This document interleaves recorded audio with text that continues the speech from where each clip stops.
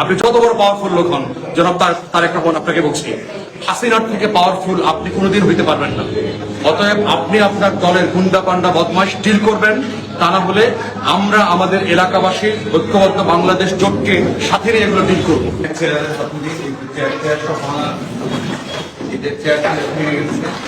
BNP একটা মাতাল মাদকগ্রস্ত সংগঠনে পরিণত হয়েছে।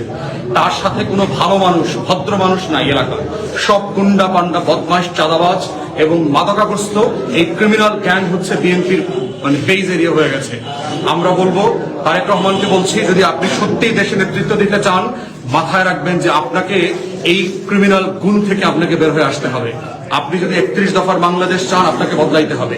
আপনি যদি মনে করে থাকেন আপনি ক্ষমতায় যাবেন, আপনার ক্ষমতাকে কিন্তু আমরা চ্যালেঞ্জ করবো, এটা মনে রাখেন। বাংলাদেশ 24-এর আগের বাংলাদেশে ফিরবে না। আপনি যত বড় পাওয়ারফুল লোক হন, জনাব তারেক রহমান আপনাকে বলছি, হাসিনার থেকে পাওয়ারফুল আপনি কোনোদিন হইতে পারবেন না। অতএব আপনি আপনার দলের গুন্ডা পান্ডা বদমাশ ডিল করবেন, তা না হলে আমরা আমাদের এলাকাবাসী ঐক্যবদ্ধ বাংলাদেশ জোটকে সাথে নিয়ে এগুলো ডিল করবো। এবং এর পুরো দায় হচ্ছে আপনার দলের এবং স্থানীয় প্রশাসন থেকে শুরু করে নির্বাচন কমিশনের প্রত্যেকটা পর্যায়ে তাদের ব্যর্থতা আমরা প্রত্যেক দিন দেখতে পাচ্ছি একটা ভালো নির্বাচন ওঠানোর জন্য। কালকে নির্বাচন হবে, অথচ ভোটাররা আশ্বস্ত হতে পারছে না যে তারা ভয় ভীতি ছাড়া কেন্দ্রে যেতে পারবে। অতএব এর পুরো দায় প্রশাসন এবং তারেক রহমানের বিএনপিকে নিতে হবে। আমরা আশা করব দ্রুততম সময়ে এই ক্রিমিনাল গুন্ডাদেরকে গ্রেফতার করে রিটার্নিং অফিসার প্রমাণ করবেন, ডিসিএস কে প্রমাণ করবেন যে তারা আসলে একটা ভালো নির্বাচন করবার জন্য প্রস্তুত।